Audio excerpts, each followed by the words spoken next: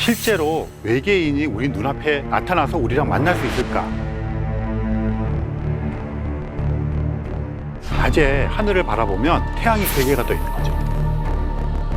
굉장히 심상치 않은 전파 신호가 있었습니다. 혹시 외계인들이 의도적으로 보낸 건 아닐까?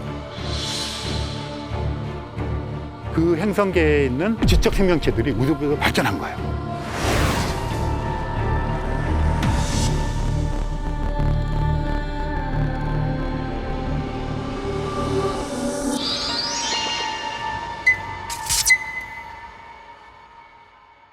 지금 코로나 사태 때문에 아마 집에서들 주로 지내고 계실 거 생각을 합니다. 2020년 그랬고요. 아마 2021년도 상당 기간 동안 우리가 집에서만 주로 있어야 될 것이라고 생각이 되는데요. 답답하지만 어쨌든 잘 이겨나가야 될 것이라고 생각합니다. 그래서 오늘 제가 여러분들과 같이 이야기하고 싶은 것은요. 그럼에도 불구하고 우리가 좀 더 광활한 세계로 한번 나가볼 수 있지 않을까. 그래서 우주 여행도 한번 해볼 거고요. 외계 생명체도 한번 만나보고 그런 여정을 떠나보도록 하겠습니다.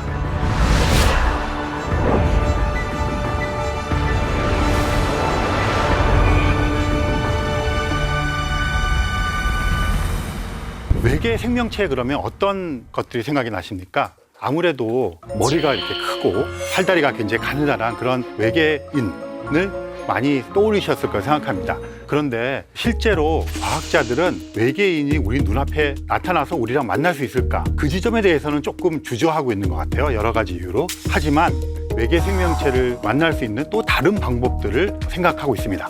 최근에 굉장히 이슈가 되고 우리들의 희망의 끈을 더 길게 가져갈 수 있도록 해주는 외계 지적 생명체와 관련된 몇 가지 관측적인 사실이 있었거든요. 그러니까 그 얘기를 조금 풀어보도록 하겠습니다. 지구에서 가장 가까운 별이 어떤 별인지 아시나요?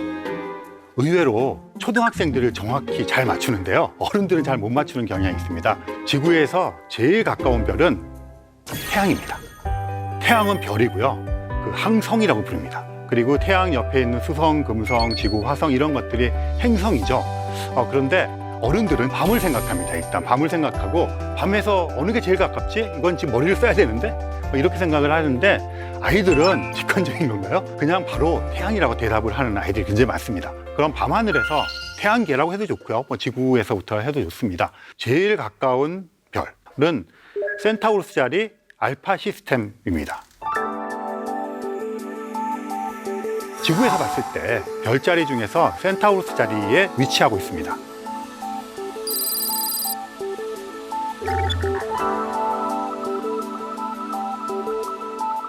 시스템이라고 했잖아요. 센타우루스 자리 알파 A별, 센타우루스 자리 알파 B별, 그리고 프록시마란 별, 이렇게 3별이 모여 있는 시스템입니다. 거기에는 프록시마 B라고 하는 행성이 존재를 하고요. 낮에 하늘을 바라보면 태양이 3개가 떠 있는 거죠. 지구에는 태양이 하나밖에 없잖아요. 그러면 재미있는 일들이 많이 벌어질 겁니다. 우리는 태양이 하나이기 때문에 그냥 낮은 명확해요. 태양이 떠 있을 동안은 우리가 낮이라고 부릅니다. 태양이 지면 밤이고 깜깜해지는데요. 프록시마 B라고 하는 행성에서 하늘을 바라보면 어떻게 될까요? 태양이 3개가 떠 있는데 태양이 2개만 떠 있을 때도 있겠죠. 1개만 떠 있을 때 있겠죠. 하나도 없을 때가 있겠죠. 그러면 낮이라는 단어가 낮 1, 낮 2, 낮 3 이렇게 되겠네요. 별의 종류에 따라서. 그래서 우리가 상상하는 것과는 굉장히 다른 세계가 펼쳐질 거라 생각합니다. 그런데 이 프록시마라고 하는 별의 주위에서 날아오는 굉장히 심상치 않은 전파 신호가 있었습니다. 2020년 말쯤에 알려졌는데요. 영국의 가디언지라고 하는 데서 연구 결과가 나오기 전에 미리 발표를 해버렸어요. 프록시마라고 하는 별에서 전파 신호가 왔는데 이게 그냥 별에서 오는 전파 신호가 아니라 외계인이 보내는 전파 신호일지도 모른다는 기사를 내보냈어요. 외계인을 찾는 거 좋아하는 사람들은 또 흥분했겠죠. 그랬는데 이 전파 신호가 온 것이 왜 중요하냐 하면 과학자들이 그동안 태양계 내를 비교적 오랫동안 탐색을 했어요. 그랬는데 화성이라든지 다른 몇 곳에서는 박테리아나 미생물 같은 생명체가 있을지도 모르겠다는 희망을 가질 만한 증거들이 좀 있었어요. 그런데 아무리 생각을 해봐도 지적 생명체, 지구인 같은 생명체는 태양계 내에는 없는 것 같아요. 거의 99.9%. 그렇다면 어떤 별이 있고 그 주위에 행성이 돌고 있는 또 다른 태양계에서 희망을 걸고 찾아야 되잖아요. 그런데 태양계에서 제일 가까워요. 가까운 곳에서 뭔가 발생된다는 건 되게 고무적이잖아요. 물론 못 가봅니다. 제일 가깝다고 해도 빛의 속도로 4.3광년을 가야 됩니다. 우리가 가지고 있는 로켓이 있거든요. 1초에 막 20km씩 날아가는 로켓이에요. 그러면 서울 시내에서 분당이나 일산까지 1초 만에 뿅 가는 그런 속도거든요. 그런 속도로 가서 8만 년을 가야 돼요. 그러니까 이거는 가기가 되게 힘들잖아요. 그래서 이제 과학자들이 주목한 것이 가지 않고도 그쪽에 어떤 외계인이 있는지를 찾아보는 방법을 궁리했어요. 이런 거죠. 지구를 외계인 천문학자가 관측을 하면 핸드폰, 라디오, 텔레비전에서 나오는 인공적인 전파 신호가 있어요. 그렇다면 다른 행성에도 우리가 전파 망원경을 가지고 관측을 해서 핸드폰, 라디오, 텔레비전 같은 인공적인 전파 신호가 나오면 이런 것들을 만들어낼 수 있는 문명을 건설했을 것이고, 그렇다면 거기에는 우리 정도 되는 지적인 능력을 가진 외계인이 있을지도 몰라라고 개연성 있게 주장이 될 거잖아요. 그래서 실제로 외계 지적 생명체를 탐색하는 세티 과학자들이 전파 망원경을 가지고 인공적인 전파 신호를 포착하려고 지난 한 60여 년 동안 노력을 해왔어요. 그런데 이번에 프록시마라는 별에서, 지구에서 제일 가까운 그 별에서 전파 신호가 왔는데, 이 전파 신호가 굉장히 강한 신호고요. 인공적인 전파 신호 같은 신호가 온 거예요. 그냥 이제 흥분하는 거죠. 굉장히 좋죠. 그래서 한쪽에서는 외계인이 보낸 것 같다 그랬는데, 또 한쪽에서는 지구에 핸드폰, 라디오, 텔레비전이 막 신호가 있어요. 그런 게 삐져 들어왔을 수 있잖아요. 심지어 이런 일도 있었어요. 전파 천문대에서 굉장히 강한 전파 신호를 받아서 막 흥분했는데, 예전에 그게 낮 시간에만 발생하는 거예요. 알고 보니까 거기는 천문학자가 밥 먹으려고 전자레인지를 돌린 거예요. 그래서 그 전자레인지에서 막 나온 거예요. 이런 것들을 다 포함해서 이게 지구상에서 나오는 전파 간섭이거든요. 이럴 수도 있는 거예요. 또는 우리가 알지 못하는 천체 현상일 수도 있어요. 그래서 지금 세티 과학자들이 분석을 하고 있습니다. 아마 논문이 곧 나올 것 같고요. 들려오는 소식을 제가 좀 들어보니까 아무래도 지구상에서 발생한 전파 신호 같다는 이야기 들고 좀 안타깝지만 이런 신호들이 수천 개가 있어요. 그래서 지금 그것들 반복 관측하고 해서 확인해 보려고 하고 있고요. 이런 노력들을 하면서 세티 과학자들이 2040년을 D-Day로 생각하고 그때쯤이면 발견할 수 있을 거라고 기대하고 있다. 이 정도만 말씀드리고 넘어가도록 하겠습니다. 또 우리를 흥분시키는 사건이 몇 년 전에 일어났어요. 어떤 사건이었냐면 이것도 역시 그런 신호입니다. 태비의 별이라는 별명을 가진 별이 있어요.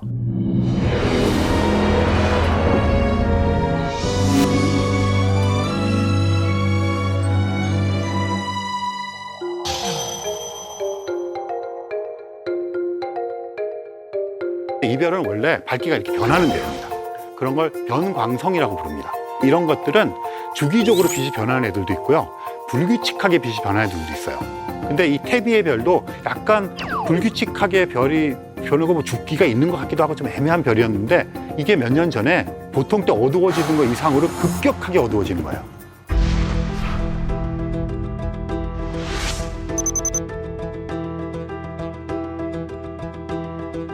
그러니까 뭔가 자연 상태에서 어떤 신호라든가 빛이 나면 그냥 우리가 알고 있는 물리학적인 상식 내에서 해석이 가능한데, 그것을 벗어났을 때 인공적이지 않을까? 인위적이지 않을까? 이런 의심을 하는 거거든요. 근데 이 태비의 별의 어두워지는 폭이 너무 급격한 거예요. 빠른 시간 내에. 그래서 의심을 하기 시작했죠. 관측을 또 하고 해서 사실은 그 별이 도너츠처럼 먼지를 둘러싸고 있는데, 이 두께가 두꺼워지는 지점이 마침 그 지역을 지나가서 그러면 이제 먼지에 빛이 흡수가 되잖아요. 그래서 급격히 어두워졌다. 그렇게 이제 가정을 해봤어요. 그럼 이런 먼지들이 그 정도의 양으로 존재하는지를 관측을 해보면 됩니다. 해서 딱 떨어져서 그거라 그랬으면 이제 종결되는 건데, 그럴 수도 있고 안 그럴 수도 있게 관측된 거죠. 그래서 기각은 못했습니다. 이럴 개연성이 높아진 거죠. 근데 그러기에는 그 전에 그러면 왜 그렇게 어두워지지 않았어? 라고 또 질문을 할 수가 있잖아요. 그래서 그렇게 고정되어 있는 어떤 도넛 모양의 먼지 같은 띠가 아니라 굉장히 많은 해성들이 막 돌아다니면서 가리는 거예요. 그 별을. 별 앞에 가리니까 어두워지는 거죠. 그렇게 해서 계산을 해봤어요. 그랬더니 해성이 어느 정도 많아야 되는데 너무 많아요. 그렇게 많은 해성들이 그런 각도로 보이면 어두워질 수도 있지만 그렇게 될 확률이 얼마나 있을까? 이러니까 이것도 그럴 수도 있고 안 그럴 수도 있는 거예요. 그렇다면 지금쯤 돼서는 외계 지적 생명체에 무엇인가가 관여했다고 한번 생각해 보자. 그래서 어떤 생각을 했냐면, 프리만 다이슨이라고 하는 물리학자가 있었거든요. 그분이 논문을 발표한 게 하나 있어요. 다이슨 9라는 것을 했는데 어떤 거냐면, 지구에서 지금 태양으로부터 오는 태양열을 받는 게 막대한 에너지잖아요. 끊임없이 들어오고 있고, 그런데 우리도 지금 태양광 패널 이러는데 이런 것들이 효율이 그렇게 높지 않아요. 그리고 저장하는 것도 만만치가 않잖아요. 그래서 다이슨이 생각한 건 뭐냐면, 지구의 공정 궤도 그 바깥에다가 뭘 뒤집어 씌우자는 거예요. 인공 구조물을. 그러면 태양으로부터 나오는 빛이 이 인공 구조물이 먹어요. 먹고 있다가 서서히 내뿜어요. 어떤 원리냐면 찜질방 가면 벽돌을 펄펄 끓는 가마솥에 넣잖아요. 그러면 얘 벽돌이 열을 막 먹잖아요. 그리고 벽돌을 꺼냅니다. 그러면 여기서 원적외선이 막 나오죠. 그럼 그걸 우리가 쬐는 거잖아요. 마찬가지 원리입니다. 커다란 찜질방을 만드는 거예요. 둘러싸고. 그러면 태양으로부터 오는 걸 먹었다가 에너지를 서서히 발달해 주는 거죠. 그러면 지구상에서 뭐 석탄 에너지, 뭐 기후 온난화 이런 거 걱정할 필요 없이 쓸 수 있다는 거죠. 그러니까 너무 좋은 아이디어인데 또 다른 천문학자나 물리학자 계산해 봤어요. 지구에 공정궤도를 둘러쌀 만한 재료가 있어야 될 거 아니에요. 그 재료를 만들려면 어떻게 될까? 지구랑 태양을 다 없애야 돼요. 뭐 예를 들면 그런 이제 공학적인 문제가 있죠. 하지만 원리상으로 소재를 잘 만들면 그렇게 될 수 있죠. 그러니까 우리는 그 단계까지 못 갔어요. 그래서 이런 생각을 해본 겁니다. 태비의 별 주변에 있는 어떤 행성계에서 지적 생명체들이 우주부에서 발전한 거예요. 발달한 거예요. 그래서 그들은 다이슨 굴을 만들었어요. 그럼 어떤 일이 벌어지느냐면 구조물을 만들었으니까 별빛이 막 가릴 거 아니에요. 그러면 이게 막 어두워지고 막 이럴 수 있잖아요. 특히나 얘가 뭐 회전을 한다든가 뭐 이런 식이면. 그래서 다이슨 굴을 잘 만들면 이 현상을 설명할 수 있잖아요. 그래서 예전에는 외계 생명체를 찾거나 외계 지적 생명체를 찾을 때 우리가 바이오 시그니처를 찾는다 그랬어요. 생명체가 있으려면 예를 들어서 대기에 산소나 뭐 질소가 있어야 돼 뭐 이런 걸 찾는 거죠. 그런데 지금은 테크노 시그니처를 찾는 게 유행이에요. 다이슨 굴라는 건 테크노 시그니처에 속하는 거잖아요. 그래서 바이오 시그니처와 테크노 시그니처를 한꺼번에 모아서 같이 찾아보면서 외계 지적 생명체, 외계 문명체를 찾는 것이 요즘에 이제 외계인을 찾는 전략 중에 하나입니다. 태비의 별은 어두워지다가 다시 좀 밝아지기 시작했어요. 그래서 여전히 그 미스테리지만 이것도 역시 알고 있는 것과 설명해보고 그래도 안 되면 그렇게 가보자 이런 것입니다. 천문학이 화학이나 물리학과 다른 것 중에 하나가 실험하기가 힘들어요. 화학은 막 섞어보고 1대2로 섞어보고 3대2로 섞어보고 하면서 뭘 만들면 돼요. 물리학도 돌 떨어뜨리면서 운동 실험 해보면 되거든요. 천문학은 일식이 있어요. 계기일식이. 다시 보고 싶어요. 놓쳤어요. 효렸어요 그날. 그럼 너 한 번 더 돌아줘. 이게 안 되거든요. 그러니까 천문학은 관측을 할 때 유니크해요. 그리고 멀리 떨어져 있잖아요. 그래서 거기서 오는 빛을 받아서 그게 전파가 되어진 적외선이든 이게 분석을 합니다. 그런데 예외가 있어요. 우리 가서 탐사하는 거죠. 그리고 얼마 전에는 하야부사 1, 2 거기서 소행성에 가서 거기 있는 소행성 물질을 가지고 왔어요. 그런 경우가 있지만 그거밖에 없어요. 지금까지 샘플을 갖고 온 거는. 그런데 우리에게는 운석이 있어요. 지가 떨어져 줘요. 별똥별에서 떨어져주고 지구 표면에까지 떨어진 돌인데 이게 분석을 해서 이게 수성에서 왔는지 달에서 왔는지 화성에서 왔는지를 금방 알아요. 왜냐하면 지구상에서 암석이 생기잖아요. 화성에서 암석이 생기잖아요. 그러면 기압이라든가 뭐 지질학적인 조건 그런 것에 다 영향을 받아서 암석의 조성 성분들이 달라요. 그래서 그거를 딱 과학자들이 보면 이걸 화성, 수성, 달 이걸 금방 알아요. 그런데 이건 이제 태양계 내에서 얘기잖아요. 근데 우리가 알고 있는 이제 외계 지적 생명체나 외계 생명체 보면 태양계 바깥에서 와줘야 되는데 센타우루스짜리 알파 시스템에서 올라그래도 1초에 20km 가는 로켓으로 5만 년, 8만 년이 걸리는데 이게 그렇잖아요. 그런데 굉장히 또 다행스러운 것은 우리 태양계가 있으면 가운데 태양이 있어요. 수성, 금성, 지구, 화성 해가지고 명왕성 있는 지역을 카이퍼 벨트 지역이라고 불러요. 해왕성 궤도에서 명왕성 궤도까지인데 거기서 더 멀리 나가면 오르트 구름이라는 지역이 있어요. 이 태양계를 겉에서 공처럼 둘러싸고 있는 것을 오르트라고 하는 네덜란드의 천문학자가 예측을 했어요. 있을 거라고. 카이퍼 벨트는 우주 탐사선이 가서 있다는 걸 확인했는데 오르트 그룹은 더 멀리 있어서 아직 확인하지 못했어요. 그래서 지금 보이저 1호가 명왕성 궤도의 한 5배 정도를 날아가고 있거든요. 근데 얘 속도로 오르트 그룹의 완전 끝까지 가려면 3만 년을 더 가야 돼요. 그리고 안쪽 오르트 그룹, 바깥쪽 오르트 그룹이 있거든요. 안쪽 오르트 그룹에 도달하는 데는 몇백 년이면 될 거라고 생각해요. 그 오르트 그룹에 해성의 시합 또는 해성의 고향이라고 해서 이 얼음 돌덩어리들이 많이 모여 있어요. 그러다 얘네들이 안쪽으로 들어와서 해성이 되고 이런 거거든요. 태양계가 그렇게 생겼어요. 그러면 다른 태양계도 바깥에 오르트 그룹이 있을 거 아니에요. 그럼 거기에 소행성이 되거나 해성이 되는 그런 돌덩어리 얼음 알갱이들이 되게 많을 거 아니에요. 그런데 우리 태양계는 우리 은하의 중심을 1초에 250km 속도로 이렇게 공전을 해요. 마치 지구가 태양계를 돌듯이. 근데 돌다 보면 별들 사이의 거리가 가까워지기도 하고 멀어지기도 하거든요. 가까워지면 이쪽 오르트 그룹하고 저쪽 오르트 그룹 사이에 막 교란이 생길 거 아니에요. 그럼 태양계 내에 있는 오르트 그룹에 있던 얼음덩어리, 돌덩어리가 튕겨져 나가고요. 딴 데 있던 게 튕겨져 와요. 그러면 생각해 보실 수가 있죠. 그렇게 해서 튕겨져 나온 이것이 또 돌다가 태양계로 들어올 수가 있어요. 그러면 우리는 운석이 문제가 아니라 다른 태양계에 있는 거를 우리가 볼 수 있잖아요. 그런 애를 발견했어요.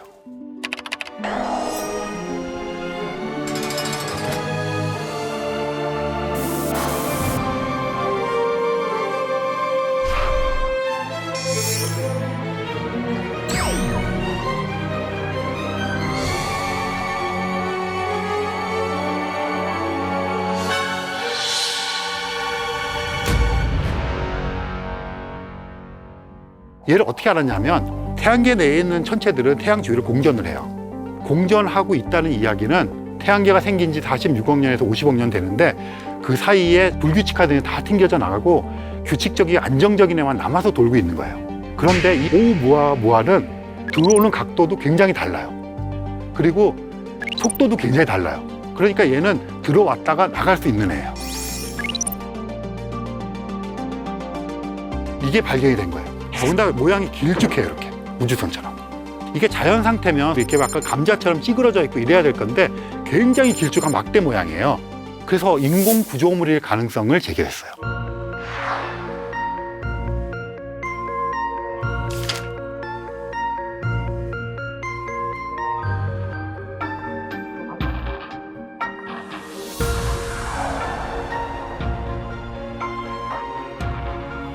이 자체가 우주선이냐? 이 자체가 우주선이라는 증거가 없어요. 거기에 인공 구조물이 얹혀져 있거나 이럴 가능성도 있잖아요. 만약에 우리가 어떤 소행성을 태양계 바깥으로 날려보낸다고 쳐봅시다. 그럼 거기다가 사람이 살지는 못해도 전파 신호를 뭐 100년에 한 번씩 내는 장치를 한다든가 다른 거를 섞어 놓을 수도 있잖아요.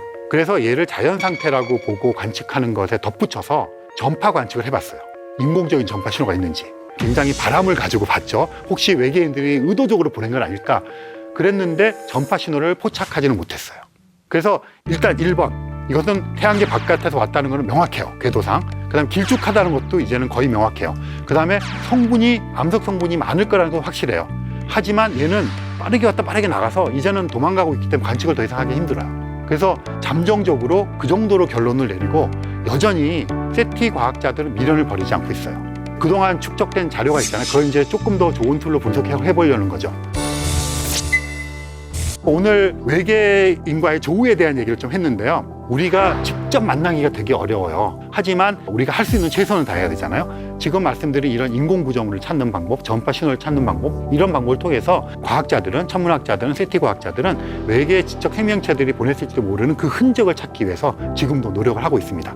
그리고 여러분들과 같이 이런 코로나 시대 때 우리가 지구에 앉아서 해볼 수 있는 아주 좋은 여행거리라고 생각을 합니다.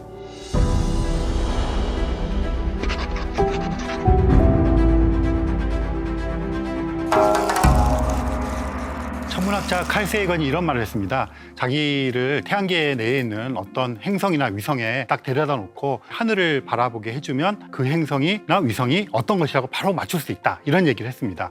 그만큼 태양계 내에 있는 행성이나 위성들이 자기들만의 독특한 성질을 가지고 있다는 얘기죠.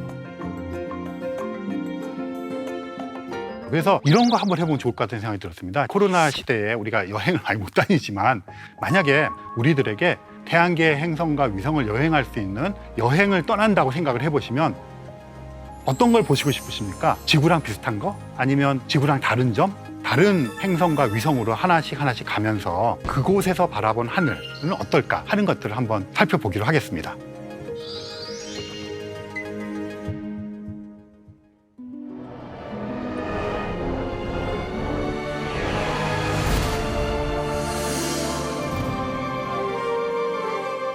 사실 달에서 하늘을 쳐다본 사람은 인류 역사상 12명밖에 없습니다.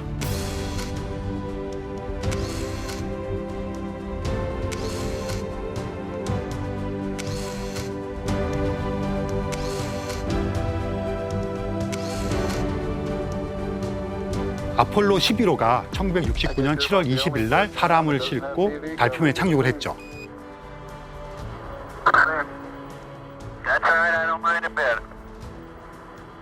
아폴로 탐사선은 두 개가 묶여져 있어요. 하나는 궤도선이고요. 하나는 착륙선인데 두 개가 이렇게 묶여져서 가서 달 궤도를 몇 바퀴 돕니다.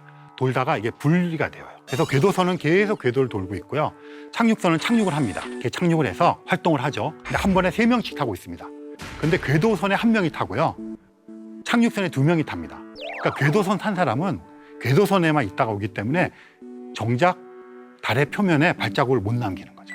그래서 18명 중에 12명만 달에 서서 지구를 바라볼 수 있었죠. 실제로 어떤 기자분이 문 더스트라는 책인데 그분들 인터뷰를 해서 책을 썼어요. 이 기자가 가장 인상 깊었던 게 뭐냐? 그 당시 생존해 있던 우주 비행사분들이 달에서 지구를 바라볼 때 말할 수 없는 감동과 몰려왔다고 얘기를 합니다.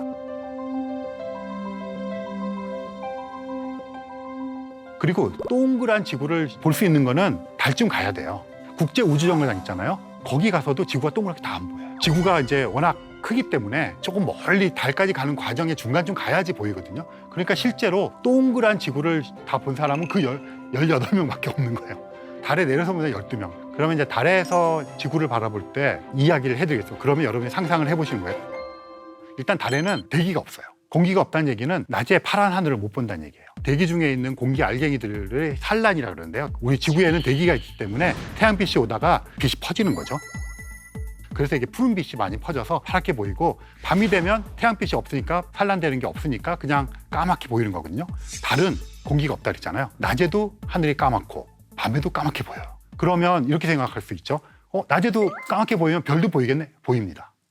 그런데 문제는 태양 근처는 너무 밝아서 안 보이고, 태양에서 멀리 떨어진 지역은 별이 맨눈으로 보입니다. 대기가 없으니까. 그러면 지구는 어떻게 보일까? 우리가 보는 보름달 있잖아요. 지구가 달에 비해서 4배가 크거든요.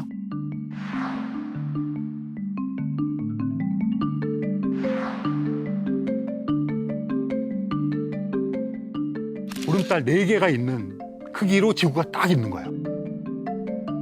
볼만 하겠죠. 그러니까 그거 바라보고 있는 감독이라는 게 얼마나 멋질까 생각해 볼 수 있는데, 더 멋진 것은 지구가 항상 거기에 머물러 있어요. 왜 그러냐면 지구는 자전을 막 해요. 그리고 달이 정확히 28일에 한 바퀴 지구를 공전을 합니다. 그런데 그런 얘기 들어보셨죠? 항상 달은 앞면만 지구에서 보인다.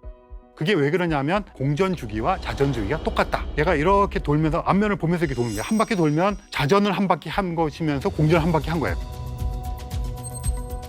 그러니까 지구 입장에서 보면 항상 달이 앞면만 보이는 거죠. 달에서 어느 한 지점에서 보면 지구는 이렇게 가니까 항상 같은 위치에 하늘에 떠 있어요. 보름달 4개만한 게. 그러니까 되게 신기한 경험이 될 거예요. 더군다나 지구는 자전을 하잖아요. 같은 위치에 떠 있으면서 어두워졌다 밝아졌다 그래요. 너무 멋지겠죠? 달에 여행을 가시면 다른 걸 볼 게 아니라 지금 말했는데 이 포인트를 보셔야 됩니다.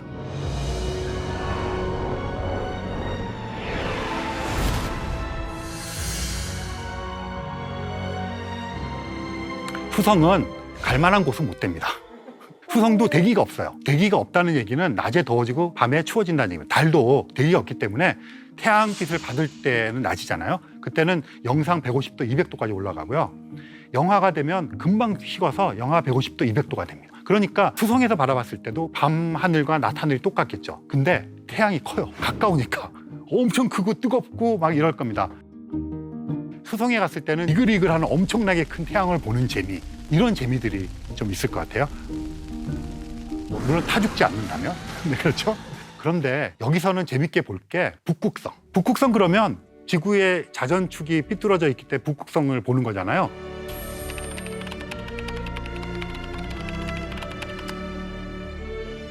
그러면 지구 중심적으로 생각을 많이 하잖아요.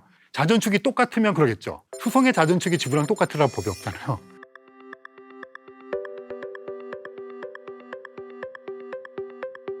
수성의 입장에서 자전축의 북극을 연장한 곳에 어떤 별이 있을 거 아니에요. 그 별은 지구의 북극성이 아니죠. 얘는 용자리에 있는 어떤 별이에요.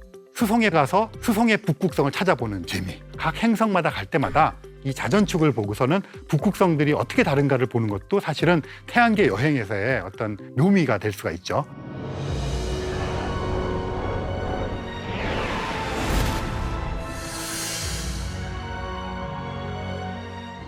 그 다음에 이제 금성. 금성은 지구에서 달 다음으로 가깝고 지구랑 크기가 비슷해요. 외계인 천문학자들이 바깥에서 태양계를 보면 태양이 있고 행성들이 막 있잖아요. 그럼 금성과 지구는 크기도 비슷하고 질량도 비슷하고, 금성과 지구는 또 대기도 되게 두껍고 이렇기 때문에 쌍둥이 행성이라고 볼 가능성이 커요.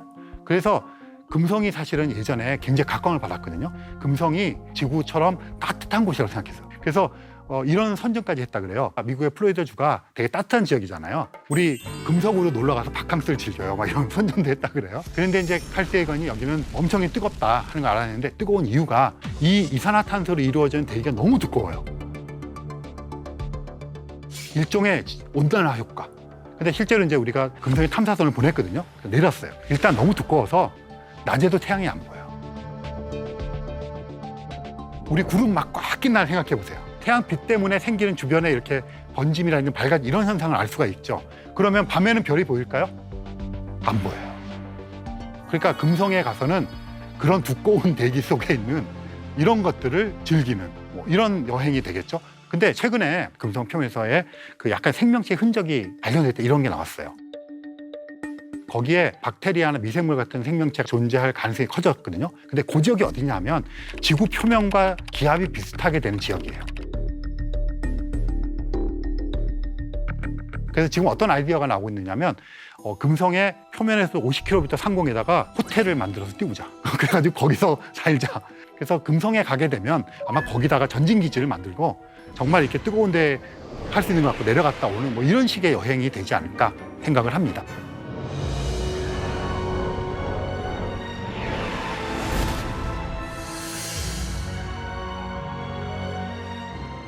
이 화성이 진짜 제일 재밌는 거예요, 사실은.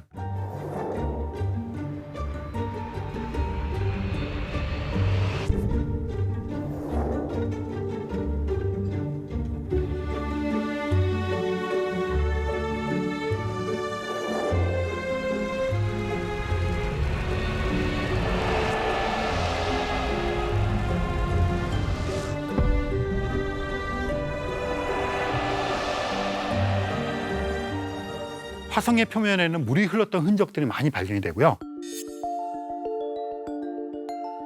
계절에 따라 그것들이 스며 나왔다, 스며 들어갔다 하는 것들이 포착이 되었고 남극과 북극에 빙하가 있어요. 그리고 이 빙하가 커졌다 작아졌다 합니다.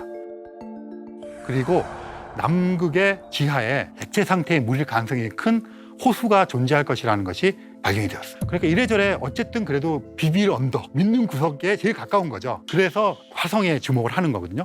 그럼 화성은 대기가 있기 때문에 바람도 붑니다. 그래서 화성 폭풍도 불고요. 그다음에 진눈깨비도 내립니다. 땅을 파면 얼음이 발견이 돼요. 나동은 증발하기 높습니다. 화성의 자전축도 이렇게 있겠죠. 거의 지구의 일일과 비슷해요. 하루 길이가. 그러다 보니까 계절의 변화도 있죠. 그래서 화성은 태양으로부터의 거리가 지구보다 더 멀어지기 때문에 추워요. 더. 하지만 곳곳에 적도 지역이라도 여러 곳을 해보면 뭐 영상인 곳도 있어요. 그래서 그나마 화성에서 생명체 발견 가능성이 높아지는 건데, 그런데 정말 더 멋진 것은 메리노 협곡이라는 게 있어요. 그랜드 캐니언처럼 이렇게 파여져 있는 건데요. 이 깊이가 엄청 깊어요.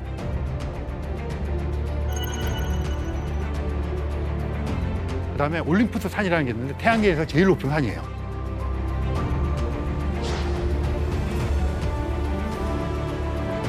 등산 좋아하시는 분들은 그 올림푸스 산 등반 이거 되게 좋습니다. 화성은 대기도 옅어요. 이거 대기를 붙잡고 있는 중력이 약하기 때문에 굉장히 지구에 비해서는 희박해요. 있긴 있지만 그렇다는 이야기는 대기를 구성하고 있는 성분이 틀리다는 얘기잖아요. 이산화탄소가 엄청 밀집되어 있던 금성에서는 하늘을 볼 수 없었어요. 화성에서는 낮 하늘을 보고 밤 하늘을 봅니다. 그러면 낮 하늘은 태양빛이 와요. 여기서 보면 태양이 더 어두워졌겠죠. 이게 겉보기의 크기는 거리에 비례해서 작아집니다. 멀면 멀수록. 그러니까 우리가 보는 태양의 크기에 비해서 반 정도로 작아집니다. 그러면 빛이 오는 양도 적을 거고 우리가 태양을 지구에서 보는 것보다는 훨씬 더 어둡지만 여전히 밝겠죠. 부분 일식 같은 거. 많은 부분이 가려졌는데 불구하고 이게 확연하게 우리가 어두워졌다는 느낌을 받지 못해요. 그만큼 태양의 반 이상이 가려져도 약간의 차이밖에 안 납니다. 그러니까 크기가 반으로 됐다 하더라도 그 태양은 여전히 막강한 위력을 발휘를 하게 됩니다. 화성에서. 그런데 그 빛이 오고 화성의 대기 성분 조건들이 지구가 다르잖아요. 그러니까 화성에서는 푸른 하늘을 기대할 수가 없어요. 지구도 가만히 생각해보면 해가 질 무렵에 노을이 빨갛게 물들기도 하고 가끔씩 푸른 하늘도 있지만 보랏빛 하늘도 보기도 하고 이렇게 다르잖아요. 빛이 들어오는 이 경로라든가 이런 대기의 두께라든가 이런 것들 알갱이의 양, 대기상에 오염물질이 올라가서 걔네들 때문에 산란이 돼서 색깔이 약간 둔탁해지기도 하고 이럽니다. 그래서 화성에서는 지구 같은 하늘은 아닐 것이라는 걸 상상할 수 있어요. 화성에서는 푸른 노을이 집니다.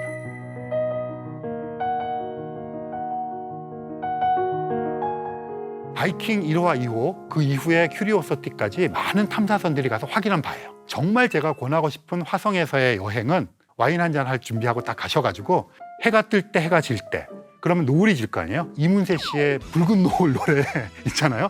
그럼 노래 좀 바꿔가지고 푸른 노을 노래 부르면서 와인 한잔 하면서 그렇게 보는 멋이 있을 거예요.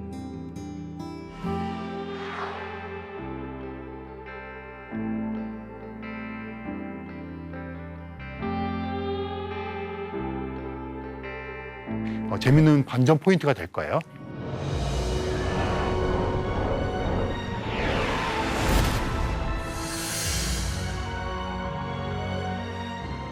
근데 목성, 토성 이런 데를 가면 정작 목성이나 토성에는 착륙을 못해요. 목성, 토성, 해왕성, 천왕성 이런 애들 있잖아요. 지구보다 엄청 커요. 그래서 우리가 거대 기체 천체라고 부릅니다. 또 춥기 때문에 얼음 천체 이렇게 부릅니다. 기체로 이루어졌기 때문에 화성이나 이런 데서 내릴 수가 없어요. 내리면 쑥 빠지겠죠. 그래서 거기서 보는 것은 상상할 수밖에 없겠죠. 목성의 위성에서 바라보는 걸 한번 생각해 봅시다. 목성에는 여러 위성들이 있는데요. 그중에 제일 과학자들이 관심을 갖는 게 유로파라는 목성의 위성입니다. 그래서 이 유로파는 생명체가 있을지도 모른다고 생각을 하고 있어요. 왜 그러냐면 유로파의 표면에서 물줄기가 막 튕겨져 나오고요. 간헐천 같은 겁니다.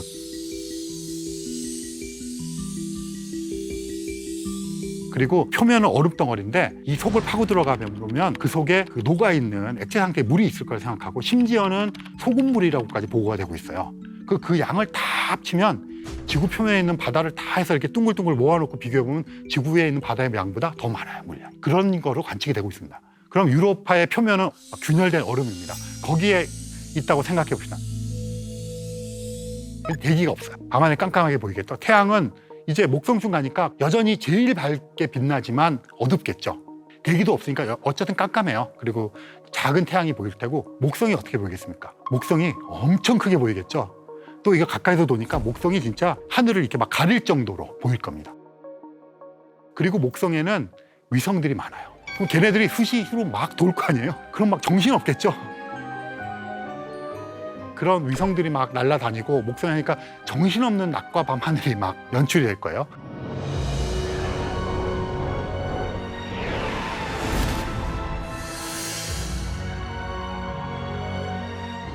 토성도 마찬가지로 이 표면에 착륙을 할 수 없습니다.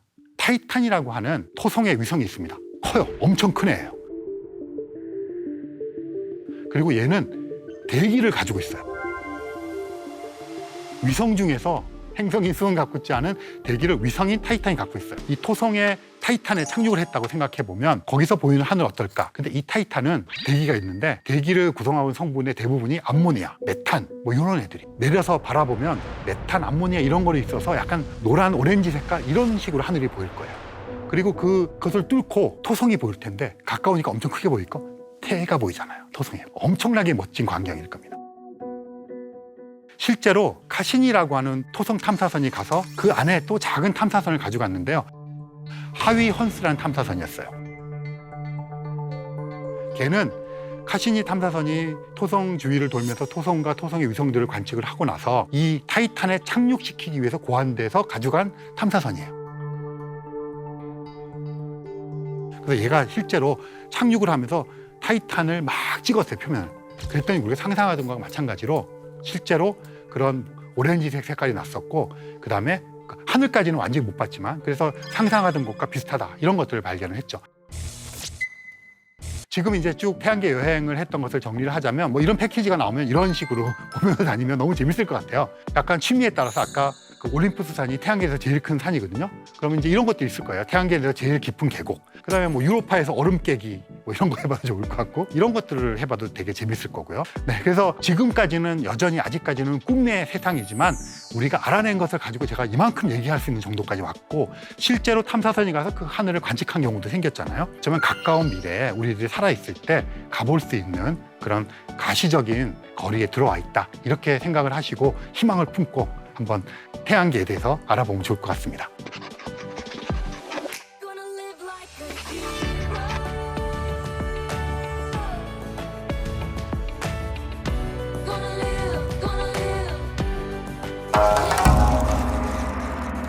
제가 대학원생 때 이야기인데요. 대학원 이제 연구실에서 논문 읽고 뭐 작업하고 있는데 근처에 있는 어떤 초등학교 학생이 찾아왔어요. 제 기억에 아마 5학년 여자아이였던 것 같은데 제가 제일 만만했는지 저한테 다가와서 질문을 던졌어요. 선생님이 숙제를 내줬는데 지구가 둥글다는 증거를 알아오래 그랬대요. 그런데 우리가 알고 있는 것들 빼고 직접적으로 증거를 알아오라 그랬대요. 그래서 이제 저도 제가 알고 있고 설명할 수 있는 것들을 얘기를 했죠. 뭐 예를 들어서 다들 알고 있는 거 있잖아요. 배를 보면 돛대가 이렇게 보였다가 넘어가는 거 보이니까 이렇게 지구가 둥글다는 둥. 뭐 이런 얘기를 막 했어요. 그렇게 말고 자기를 직접 설득시켜버리는 거예요. 뭐 막 얘기를 하고 뭐 종이를 꺼내갖고 막 이렇게 이랬는데 설득이 안 되는 거예요. 자기 눈으로 보면 믿겠다는 건데 자기 눈으로 믿으려면 우주 여행을 해야 되는데 그건 할 수가 없는 거잖아요. 그래서 이제 그날은 타일러서 돌려보내고 그 다음날 오면 가르쳐주겠다 하고서는 이제 주변에 있는 친구들, 대학원 동료들과 머리를 싸매고 막 여러 가지 얘기했는데 뾰족한 수가 없잖아요. 그냥 우린 그렇게 배웠어요. 그래서 알고 있는 거예요. 그 다음날 왔어요. 왔는데 얘가 친구들 데리고 왔어요. 여러 명. 그래가지고 우리는 또 궁색한 대답을 했겠죠. 납득이 안 되고 설득이 안 돼요. 그래서 뭐 타협을 했어요. 옥상에 올라가서 망원경으로 별 보여주고 짜장면 사주고 그냥 아는 것을 치자 이렇게 된 겁니다. 그래서 실제로 지구가 둥글다. 우린 누구나 다 수긍해. 물론 평평한 지구로 음모론을 주장하는 사람도 있지만 그런 사람들은 극히 일부의 사람들이고요. 대부분의 사람들은 증거가 있고 사진도 있고 다 알고 있단 말이죠. 그런데 그 여학생이 던졌던 질문처럼 돌아가서 내가 어떻게 지구가 둥글다는 걸 알지?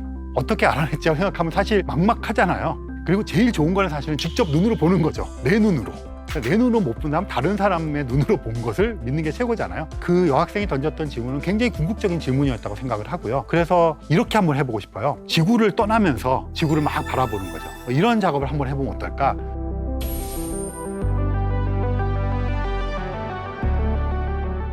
생각보다 둥근 지구의 모습을 외곽에서 보기 시작한 게 얼마 안 됩니다. 아무리 높은 산꼭대기에 올라가도 지구가 둥글게 보이지 않아요. 지구가 지름이 12,800km고요. 둘레가 4만 km예요. 4만 km. 그러면 4만 km의 공에 공률을 알 수 있으려면 높이로 얼마를 올라가야 이걸 볼 수 있냐? 30km 이상 올라가야 되는 거예요. 그래야 그나마 공률이라고 하는 걸 확인할 정도예요. 그러면 그 이전에 지구에서 제일 높은 산이 에베레스트인데 10km도 안 되잖아요. 그러니까 안 되는 거죠. 그래서 언제부터 둥근 지구를 눈으로 목격하기 시작했냐면 기구가 올라가기 시작하면서. 근데 그 기구는 대부분 1900년대 초반에 막 레이스를 벌였거든요. 서로 경쟁을. 누가 높이 올라가나 경쟁. 그러다가 인류 역사상 처음으로 둥근 지구를 눈으로, 사람의 눈으로 목격하게 되는 사건이 일어났는데요. 1936년에 미국의 사우스 다코타라고 하는 주에 있는 국립공원에서 기구를 띄우는데 이게 한 37km 정도까지 올라갔다 그래요. 그래서 사진을 찍었어요. 그 내셔널 지오그래픽 부록으로 나왔는데 거기에 보면 우리가 눈으로 인지할 수 있을 정도의 공률이 보입니다. 그게 인류 역사상 처음으로 지구가 둥글다고 하는 것을 직관적으로 직접적으로 관측한 거예요. 아까도 말씀드렸지만 지구가 반경이 12,800km, 둘레가 4만 km인데 기껏 그 정도 올라가서 보니까 지구의 일부밖에 안 보이잖아요. 지구의 공률을 확인했지만 여전히 동그란 지구를 본 사람은 아무도 없는 상태가 되었어요. 그리고 국제우주정거장이라고 있는데요. 그 이소연 박사님도 갔다 오시고 굉장히 많은 우주인들이 갔다 왔는데 그럼 국제우주정거장 그러면 우리는 엄청 먼 곳에 있다고 생각해요. 지상에서 400km에서 500km 정도입니다. 그러면 이게 12,800km 직경에 400km, 500km가 그냥 붙어 있는 거죠. 400km, 500km 있는 국제우주정거장 가서 그걸 통해서 봐도 한 대륙 정도밖에 안 보입니다. 그러면 달까지 가는 여정의 중간 어디쯤 가야 비로소 동그란 지구를 보는 거죠. 이게 이제 경쟁을 하죠. 그래서 더 높이 올라가는 기구들이 있으면서 이제 조금 더 멀리 볼 수 있는 거죠. 그러다가 획기적으로 지구의 공률을 많이 보게 되는 사건이 벌어집니다. 세계 2차 세계대전이 있었죠. 세계 2차 세계대전은 여러 가지 의미를 갖고 있는 전쟁이죠. 뭐 전쟁이 끝나면 그 전쟁의 의미를 따지잖아요. 세계 1차 세계대전은 우리도 이렇게 전 세계적으로 싸울 수 있구나 하는 걸 깨달았고, 세계 1차 세계대전 영화 같은 거 보시면 군인들 쓰는 모자나 군복이나 이게 다 어설프고 균일화된 것이 없어요. 2차 세계대전은 진영별로 탁탁탁 기능적으로 굉장히 체계화됩니다. 그리고 2차 세계대전 때 특히 위력을 발사한 것들이 비행기입니다. 레이더 통해서 이렇게 막 추적하기도 하고 비행기 날아가는 폭격전 일어나고 미사일 쏴가지고 폭격시키고 막 이런 것들이 굉장히 발달했던 시절이에요. 그러다 보니까 로켓이라고 하는 것이 발달되기 시작했어요. 그래서 2차 세계대전이 끝나고 나서는 이걸 이제 평화적인 목적으로 써야 되잖아요. 독일은 이제 패전국이니까 로켓 개발하던 과학자들이나 엔지니어들이 소련과 미국으로 다 탈출을 합니다. 그래서 소련과 미국이 경쟁을 벌이는데 독일에서는 실험을 했죠. 로켓 실험을. 아마 아실 겁니다. V2 로켓이라는 게 있어요. 그게 탄도미사일 이런 거랑 비슷한 겁니다. 높이 올라가면서 사진을 찍는데 이거 되게 무식한 방법이에요. 무인 로켓이잖아요. 그럼 여기에 카메라가 달려 있어요. 그럼 로켓을 쏩니다. 쏘다가 올라가서 사진을 막 찍어요. 필름 카메라죠. 막 찍어요. 찍은 다음에 자유롭게 떨어집니다. 지금처럼 연료통을 재활용해서 돌아오고 이런 거 없어요. 기술. 올라갔다 찍고 자유롭게 하는 겁니다. 박살나겠죠. 그럼 막 수거해가지고 현상하고 인하하고 그렇게 보는 거예요. 그게 1940년대의 이야기인데 이 V2 로켓으로 카메라를 달아가지고 100km까지 올라갔습니다. 근데 이 100km가 굉장히 중요해요. 그러니까 사실 우주인이라는 얘기를 하잖아요. 그러면 우주에 갔다 왔다는 건데 도대체 어디까지를 우주라고 할 거냐? 달에 갔다 오면 우주에 갔다 왔다고 얘기해 줄 수 있을까요? 근데 그게 간단하지가 않습니다. 왜 그러냐면 지구 바깥이라는 개념을 지구 표면이라고 부르잖아요. 표면 바깥에 있으면 지구 바깥이잖아요. 여러분이나 저는 다 지구 바깥에 있으니까 외계에 있는 거죠. 그러면 대기가 있는 곳까지. 근데 대기도 성층권, 무슨 층 되게 많잖아요. 어디까지 할 것인가? 그럼 어떤 사람은 근본적으로 중력의 영향을 따지자고 해요. 달까지 지구의 중력 영향이 미치잖아요. 달도 지구다 이렇게 어깃장을 놓을 수 있는 거죠. 그래서 대기가 좀 희박해지고 이러는 곳까지를 임의로 거기를 지나면 우주 공간이라고 쳐주자고 합의를 한 거죠. 그게 대략 100km입니다. 100km를 넘어갔다 오면 우주인이에요.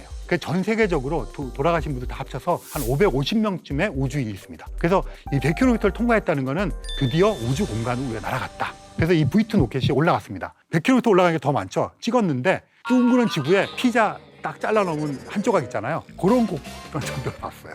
근데 이 V2 로켓을 여러 번 쏘면서 여기 찍고 저기 찍고 해서 모자익을 해서 진짜 이제 둥그렇게 보이는 것 같은 그런 것들을 V2 로켓으로 성공했어요. 이제 더 이상 논쟁의 여지가 없죠. 그런데 동그란 지구는 아직 못 봤잖아요. 동그란 지구를 처음으로 본 것이 달 탐사 경쟁에서 나타납니다. 달 탐사 경쟁은 미국은 아폴로 계획, 소련은 루나 계획. 이 두 개가 경쟁을 하는데 항상 루나 계획을 하는 소련이 조금씩 앞섰어요. 근데 루나 오비터 1호가 1966년에 지구의 모습을 찍었어요. 그런데 보름달처럼 된 지구가 아니고요. 반달처럼 생긴 지구. 그래도 온전한 지구지만 동그란 건 아닌 것을 찍었고요. 그 다음에 칼라 사진으로 지구를 처음 찍은 거는 1968년에 아폴로 8호예요. 얘도 반달 정도예요.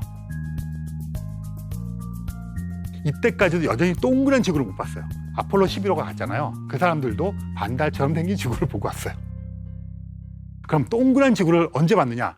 1972년 12월 달에 마지막으로 사람을 태우고 달러 갔던 아폴로 17호가 드디어 동그란 지구의 모습을 사진을 칼라 사진 찍어 보냈어요. 그래서 지구의 별명이 생깁니다.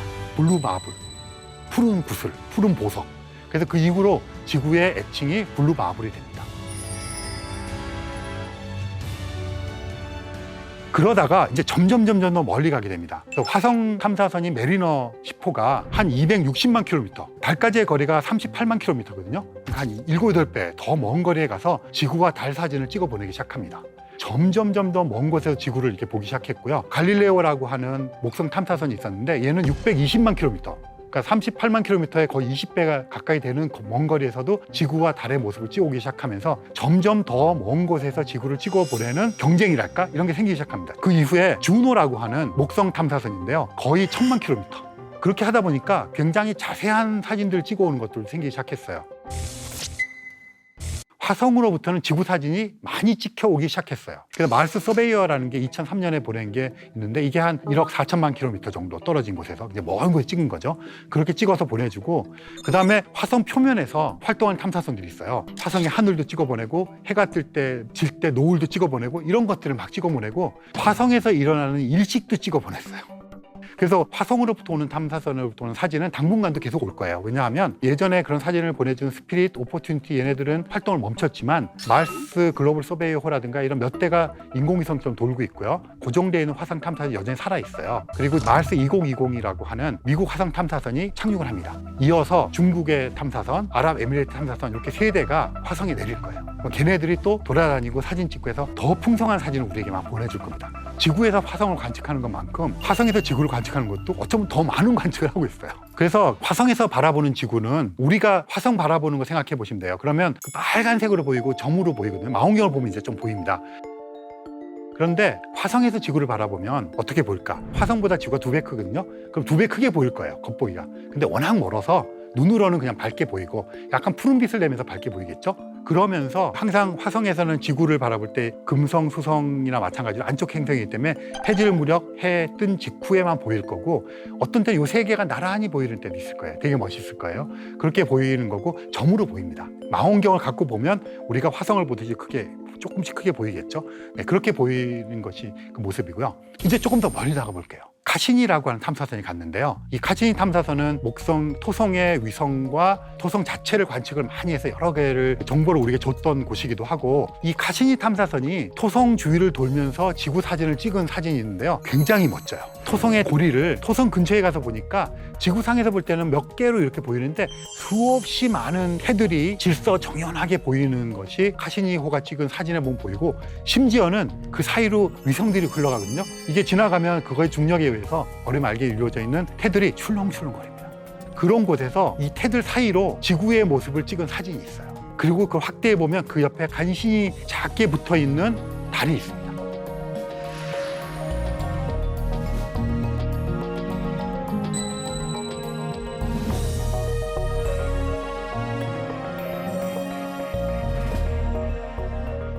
저는 지금까지 쭉 얘기했던 그런 모든 사진 중에 토성태 사이로 보이는 지구의 사진, 확대해서 보면 작은 점처럼 붙어있는 달까지도 보이는 이 사진, 저 사진은 정말 멋진 사진인 것 같고요. 카시니 탐사선은 과학적인 탐사를 하는 탐사 위성이잖아요. 그런데 이 사진은 과학 탐사 위성이 찍었지만 인류가 만들어내는 가장 위대한 예술 작품 중에 하나가 아닐까. 그 다음에 하나 더 말씀을 드리려고 하는 이 사진은 감히 인류 역사상 사람들로 하여금 가장 큰 감동을 준 더 위대한 예술 작품이었다고 말할 수 있는 사진 얘기를 하려고 하는데요. 보이저 1호 얘기를 먼저 하겠습니다. 보이저 1호와 2호가 있는데요. 이 보이저 1호와 2호는 목성, 토성, 천왕성, 해왕성, 태양계 외곽에 있는 행성들, 또 그들의 위성들을 근접 촬영하는 임무를 맡고 있는 탐사선이었어요. 그러니까 1977년 8월 말에 보이저 2호가 먼저 발사가 되고요. 그 다음에 9월 달에 보이저 1호가 발사가 됩니다. 좀 이상하시죠? 1호가 먼저 발사가 된 이유가 되는 건데 그런 경우가 꽤 많이 있어요. 왜냐하면 1호와 2호의 각각의 궤도가 있고 이것들이 탐사를 한 순서가 있고 이래서 그런 걸 고려해서 1호, 2호를 만드는데 출발을 먼저 해야 될 때가 있어요. 먼저 해가고 나중에 앞지릅니다.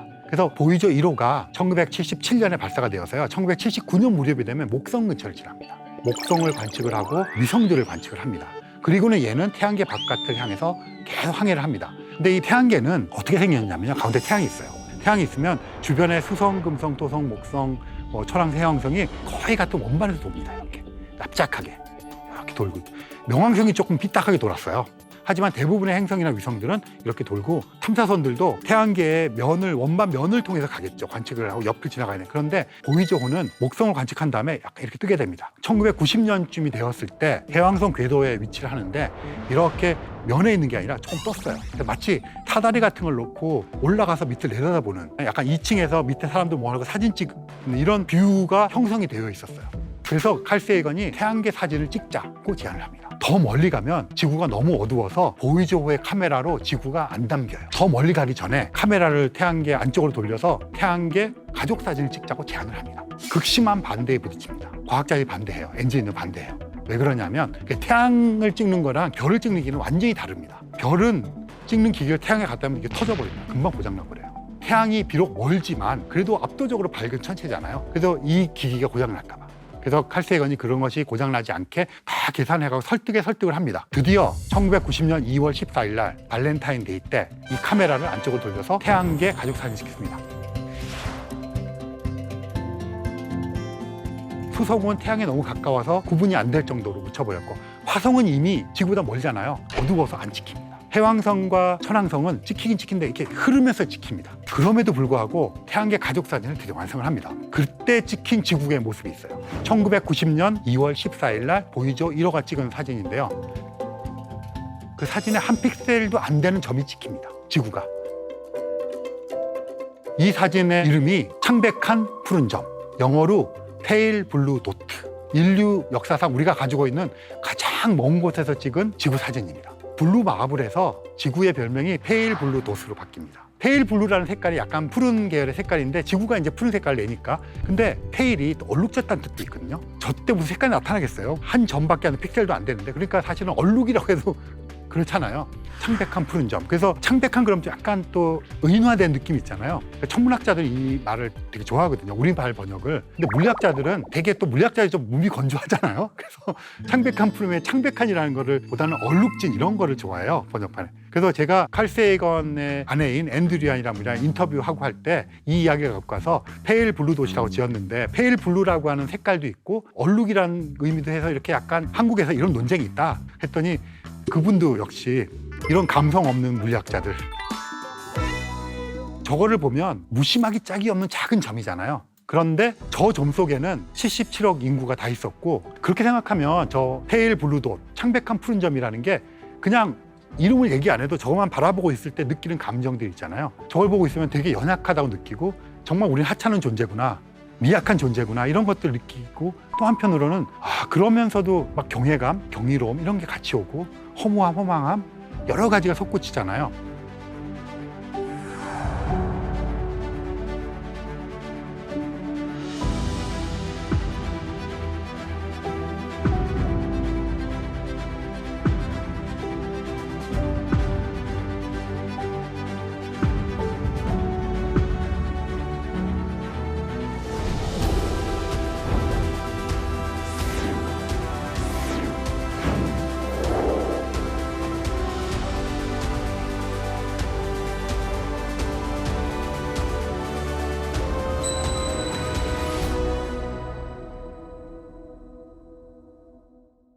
그래서 우리나라에서도 창백한 푸른 점이라는 제목의 노래를 발표하신 가수분이 계세요. 지금 제가 말씀드린 이런 내용들을 담고 있습니다.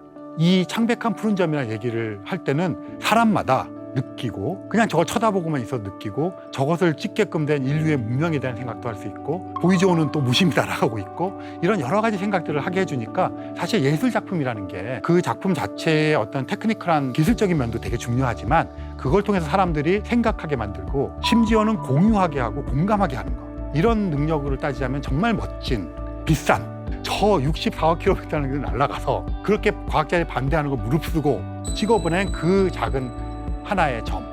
그래서 우리들로 하여금 가장 지적이고 가장 감성적인 감수성을 일으키는, 우리를 성찰하게 만드는 점인 것 같아요. 1990년에 쐈다 그랬잖아요. 2020년이 되면 30주년이 됩니다. 그래서 요즘 유행하는 디지털 리마스터링, 원래 데이터를 현대적인 이미지 프로세싱 기법으로 처리를 다시 했어요. 예전에 찍었던 사진을 그대로 쓰고 있었는데 거긴 노이즈도 많고 잡음도 많고 푸른색으로 보이지만 주변이 얼룩덜룩하고 이러잖아요. 디지털 처리를 해가지고 깔끔하게 노이즈를 죽이는 거죠. 그러고 나니까 정말 더 창백한 푸른 점이라는 게 확 와닿습니다. 예전 게 되게 정감이 있어요. 왜냐하면 얼룩덜룩하고 이런 정감이 있는데, 이 이미지 프로세싱에서 낸 걸 보면 정말로 고독하고 외롭고 떠있고 작고 하찮고 그러면서 경이로움을 느끼는, 그야말로 페일 블루 돛 창백한 푸른 점을 볼 수가 있어요.